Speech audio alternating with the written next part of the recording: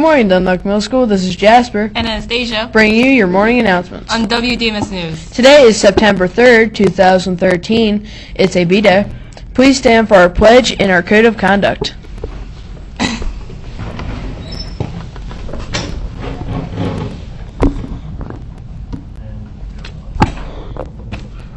I pledge allegiance to the flag of the United States of America and to the republic for which it stands, one nation, under God, indivisible, with liberty and justice for all. I am safe, I am respectful, I am responsible at Dundalk Middle School and in my community. Please be seated.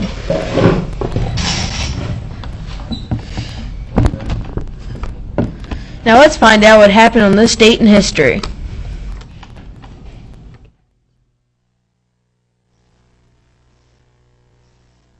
At this day in history,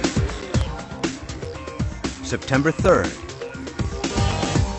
In 1189, Richard the Lionhearted was crowned King of England in Westminster Abbey.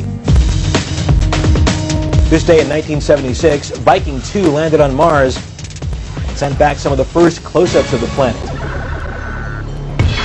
Today in 2006, tennis pro Andre Agassi announced he would retire after losing in the third round at the U.S. Open.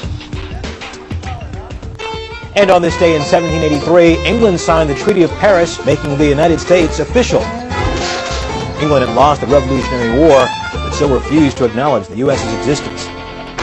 Ben Franklin aligned America with France and Spain, and that coalition pressured England to finally recognize U.S. independence.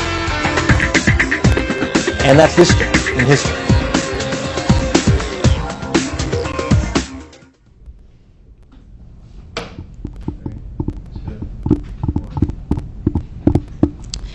Today's math problem is 4 plus 3 times 5 divided by 3 equals what? Be sure to let your math teacher know if you can solve it.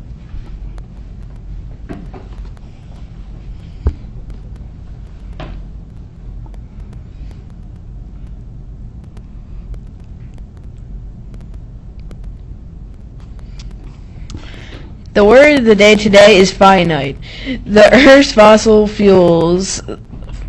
fuel supply is finite, which means that someday we will run out of these fuels that we depend on so much. As a result, people need to start conserving energy now and support attempts to develop alternatives forms of energy. Today's word of the day is finite.